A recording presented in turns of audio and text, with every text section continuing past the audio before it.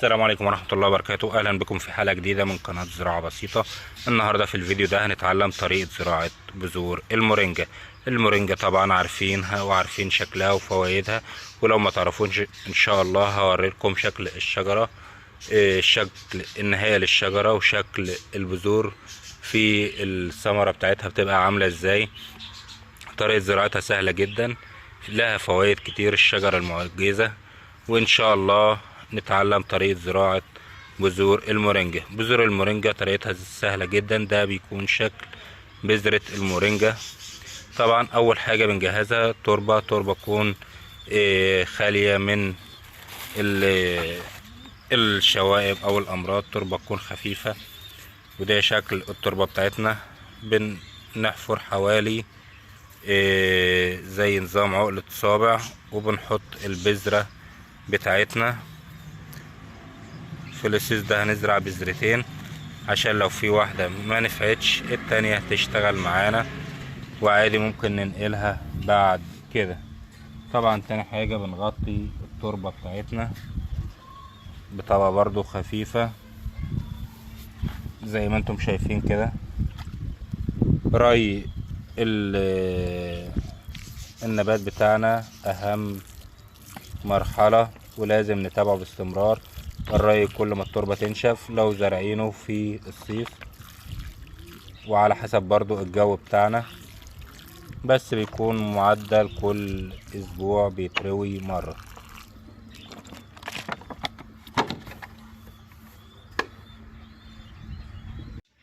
بعد 10 ايام تقريبا ده كان شكل شجرة المورينجا. ما شاء الله نموها سريع جدا. اهم حاجة العناية بيها سواء بالري والتربة تكون جيدة. طبعا السيس ده للتشتير فقط، ما ينفعش للشجرة. لو عايزين نزرعه في فوق سطح البيت ممكن يتزرع في جراكن كبيرة مش اقل من 50 لتر طبعا، عشان تاخد الجذور بتاعتها تاخد وضعها. بعد 15 يوم تقريبا ده شكل شجرة المورينجا معانا اهي. شكلها كويسة جدا ما شاء الله. في البداية بيبقى نموها ضعيف، لكن بعد كده ما شاء الله اللهم بارك بتشتغل كويس، والنمو بتاعها بيكون اسرع. طبعا لازم تربة خفيفة لزراعتها. العناية بقى سهلة جدا، ممكن تتزرع في اي حديقة، ممكن فوق سطح البيت لو المكان لو في برميل كبير. من فوائدها كتيرة جدا، يعني انصح باي حد بانه يزرع شجرة المورينجا لما لها من فوائد، سواء البذور معانا او الورق نفسه له فوائد غني بمعظم الفيتامينات اللي الجسم بيحتاجها. فعشان كده اي مكان فاضي عندنا لا ننصح بزراعة نبات المورينجا فيه. وان شاء الله تابعونا لنهاية الفيديو، هنشوف المراحل المختلفة لشجرة المورينجا لحد ما تطلع معانا ثمار بإذن الله. تابعونا ان شاء الله لنهاية الفيديو وانتظروا مفاجأة ان شاء الله تكون جيدة لكم جميعا بإذن الله. لو محتاجين اي بذور او اي اوراق سيبوا لنا بس كومنت، وان شاء الله نقدر نساعدكم جميعا والكل يستفاد ان شاء الله.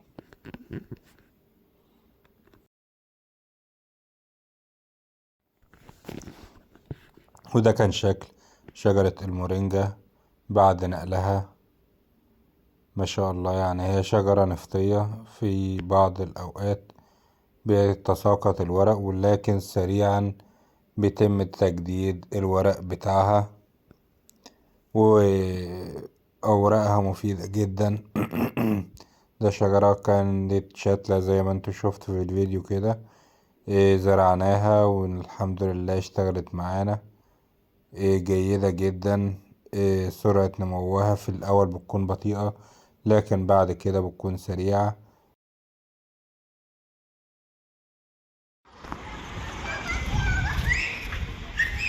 وده شكل الشجرة وهي كبيرة اهي. الزهرة بتاعتها دي الزهرة بتكون لونها ابيض.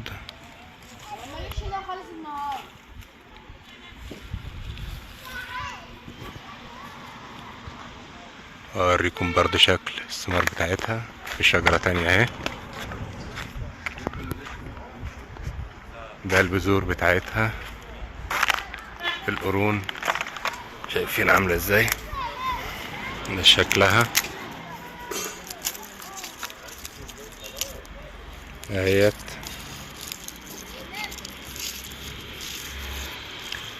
بذور المورينجا سوحة من الشجرة اهي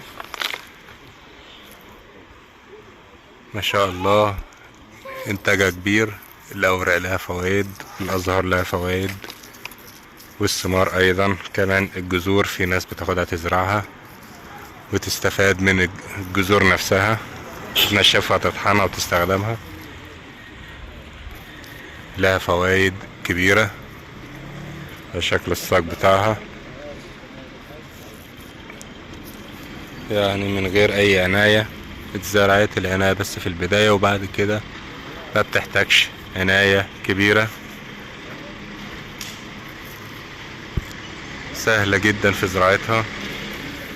العناية بس بتكون في اول سنة، وبعد كده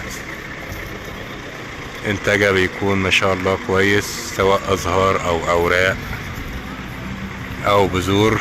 لو رحنا العطارة هنسأل على البذور بتاعتها وهنعرف اسعارها ايه. سعرها غالي جدا، سواء الورق او البذور. ممكن نستخدم الورق مع الازهار دي، يبقى لها فايدة كبيرة. البذر بنقشرها وبنستخدمها، لها برضو فوائد كتيرة.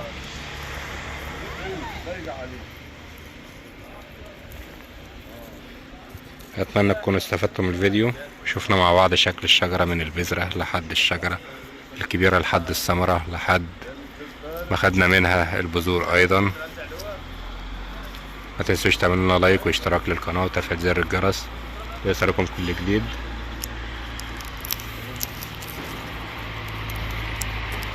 بعد ما بنقشر البذرة، هو ده اللي بيتاكل اهو.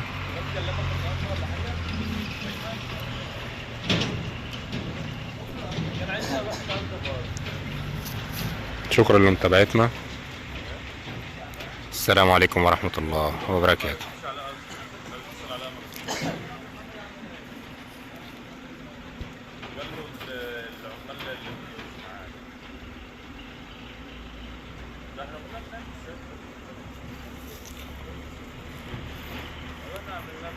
هو مش عايز، هو عمال